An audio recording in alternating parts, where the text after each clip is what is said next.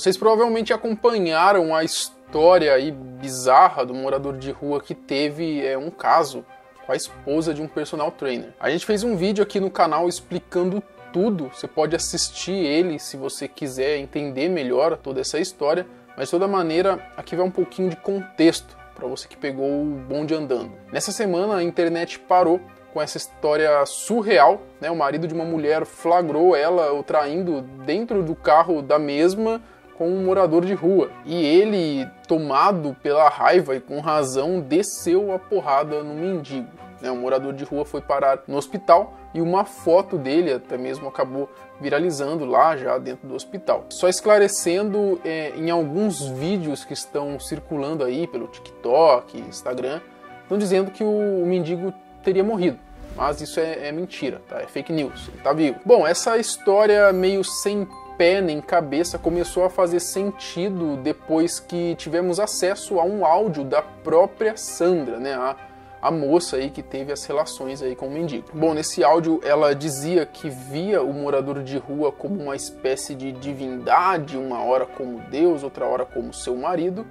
Algumas pessoas não acreditaram muito bem nessa história, estão até dizendo que ela poderia ter algum tipo de fetiche ou algo do tipo e meio que meteu esse caô, né? Porém, lá nos áudios dela, analisando, a gente pôde perceber que, de fato, ela não parecia estar bem psicologicamente. Agora, se ela viu mesmo, ela teve um surto e viu mesmo o que ela disse que viu, né? Deus, o marido dela, isso só ela vai poder dizer, né? Mas bem psicologicamente, eu acho que nenhuma pessoa em sã consciência teria feito o que ela fez, né? É verdade. Bom, desde a hora que ela teve o primeiro contato, então, com esse mendigo, né, e ainda com a sogra e a filha dela por perto, até o momento em que ela foi atrás do morador de rua para ter relações com ele dentro do carro, já dava para perceber que não era algo normal, né? Por isso que essa história viralizou tanto. Pois bem, o que acontece é que nós ainda não escutamos duas pessoas que também são importantes nessa história, né? Que no caso é o Eduardo, que é o marido da mulher, né, da Sandra, e também o mendigo. A gente também não ouviu a versão dele. O Eduardo postou um vídeo logo depois, né, que começou a viralizar essa história, explicando um pouco do que houve. Ele ainda estava insistindo na tese de que a mulher dele teria sido violentada, o que sinceramente eu não acredito. Ele mesmo depois, numa entrevista que ele concedeu ao próprio SBT, para dar a versão dos fatos dele, ele disse que ela estava em um surto psicótico. Então, ora, vamos tentar entender. Você acha mesmo que um morador de rua iria dar em cima de uma mulher daquela? Eu acho pouquíssimo provável. A única coisa que um morador de rua estava interessado provavelmente era em conseguir algum trocado para poder comer ou sustentar algum possível vício, e não em ver a mulher e pensar que poderia ter algum tipo de relação com ela. Bom, essa minha visão passa a fazer ainda mais sentido depois que nós temos acesso ao depoimento do mendigo, que a gente já vai ver. Bom, então esse foi o vídeo que o Eduardo postou pedindo para as pessoas terem um pouco mais de empatia, aí dizendo que a mulher dele teria sofrido violência sexual. Eu sou Eduardo Alves, venho informar que estão gerando conteúdo ofensivo contra a alma da minha esposa, onde sofreu violência sexual. Então aqui vocês percebem que ele falou, né, sofreu violência sexual. Violência sexual, o que a gente entende a partir disso? Que ela foi estuprada, sem mais, né? O mendigo forçou ela a fazer algo. O que nós veremos mais à frente, já entendemos com essa história, que parece que não foi bem assim, né? Segundo o depoimento da própria Sandra, os áudios vazados, né? E também o depoimento do mendigo e também a própria versão do Eduardo depois, quando ele dá a entrevista para o SBT. Então já meio que cai por terra aí até onde eu acredito essa hipótese de violência sexual. Aqui na cidade de Planaltina DF, por um morador de rua, e diante disso, vejo que os fatos têm sido transmitidos de maneira errônea por ambas as partes.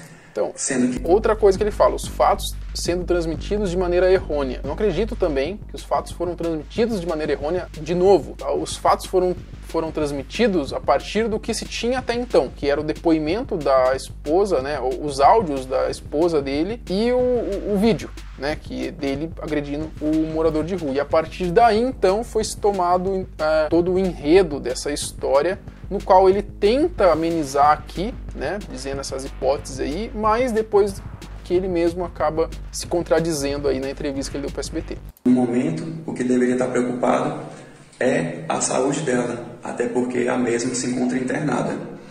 Mediante a isso, eu venho pedir, né, que pare com essa questão de divulgação, ainda mais da maneira errada, e porque, querendo ou não, está prejudicando toda a família, a mim e a Sandra, né, quando na realidade os cuidados deveriam estar sendo voltados. Então assim, você vê que ainda ele está preocupado com a esposa, né? Ele pede para pararem as divulgações e tal. O que eu acho um pouco difícil, né? Quando cai na internet algo disso e ainda se torna viral, vira um meme, né? Como aconteceu, eu acho um pouco difícil você ter controle sobre isso. Bom, então, ontem foi ao ar uma entrevista dele no SBT, onde, como eu já disse aqui, ele se contradiz na questão da violência sexual. Nessa própria entrevista, ele não diz em nenhum momento que a esposa dele teria sofrido violência sexual por conta do morador de rua. É claro que lá ele estava assessorado por uma advogada que, com certeza, se fosse provado que foi consentido essa relação, poderia causar problemas para ele juridicamente falando. Então, talvez a advogada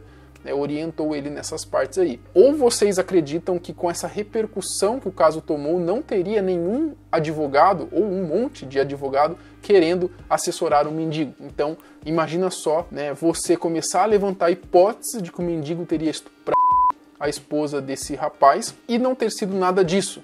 Imagina um problema gigantesco, né? Se foi comprovado e tudo nos leva a crer que foi sim consentida essa relação, imagina só a dor de cabeça que causaria pro Eduardo, além do que ele já está sofrendo e deve estar sofrendo por conta aí desse peso que a internet carrega nele, né? Bom, nessa entrevista ele diz que a mulher, né, dele está sofrendo ali delírios. O que eu percebi é que ela está tendo mais delírios, né? E não consegue assimilar o que aconteceu, porque ela está preocupada com outras coisas. É questão de conta de loja, questão de vaidade. Outra coisa que fica bem clara nessa entrevista, pelo menos para mim, é que o Eduardo está apoiando a esposa, está do lado dela, ele com certeza tem um apego sentimental muito grande por ela. Eu acredito que qualquer outro homem no lugar dele já teria abandonado a esposa, ainda mais tendo em vista que foi consentida essa relação, e ele surpreendentemente não. Ele diz que está tendo contato com ela, diz que está recebendo toda essa carga negativa da internet, esse ódio da galera,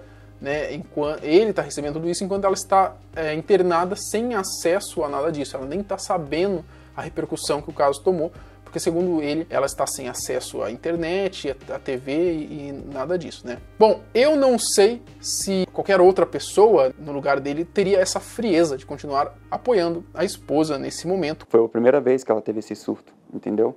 Então, infelizmente, o que estão denegrindo a imagem dela não condiz com ela. Isso aí que é um fato. Como eu disse, ainda levando em tese de que a relação teria sido consentida. Tudo bem? A gente não tem como comprovar isso, porque isso quem vai comprovar está sendo investigado pela Polícia Civil, se houve violência sexual ou não, mas dado a tudo que nós temos até então, eu não acredito que tenha sido ali uma violência sexual, que realmente o mendigo tenha forçado a mulher a isso tudo. Agora, se ela estava sã ou não, isso já é outra discussão, beleza? Bom, vamos então para o depoimento do mendigo, né? Esse depoimento foi dado em nota, não tem áudio, não tem vídeo, né? Então eu irei ler aqui. Aqui está o depoimento, né? O morador de rua diz que foi chamado para brincar, né? A polícia, o homem em situação de rua, informou que por volta das 21h30 de terça-feira um carro parou nas proximidades da escola paroquial em Planaltina e dentro dele estaria a companheira do personal trainer. Após estacionar, ela teria o chamado e dito: "Vamos brincar?" Isso já, né, uma pessoa dizendo isso, né, já, sei lá, eu já fico meio naquela, será que ela realmente estava tendo algum surto psicótico? Enfim, uma pergunta aí, né? Depois, o sem-teto disse ter sido convencido pela mulher a entrar no veículo. Ele declarou que, enquanto tinha relações com a motorista no interior do carro, um homem bravo invadiu o veículo. Um homem bravo, o marido dela, né? Iniciou uma briga. O morador de rua afirmou ainda que não conhecia a mulher e não a E aqui está então o morador dizendo que não forçou ela a nada, né? Ou seja, aqui já diz tudo, né? Ao meu ver, esse depoimento do mendigo coloca mais em xeque ainda a tese na qual o Eduardo se agarra de que a mulher teve um surto psicótico, alucinação e por isso fez aquilo, né? Quem, em um surto psicótico, para o carro no meio de uma rua escura, chama um mendigo para brincar e o convence a entrar dentro do carro. Ao meu ver, nessa história toda, as únicas vítimas são o Eduardo, que saiu com a sua honra e a sua moral destruídas pela internet, e o mendigo, que foi atropelado pelo marido da mulher, que ele nunca imaginou na vida que poderia ter algum tipo de relação sexual. Bom, comenta aqui embaixo o que você acha dessa história, agora que a gente conseguiu ter acesso a outras versões, né, por parte do Eduardo e por parte do mendigo. A gente se vê amanhã, no mesmo horário, no mesmo canal.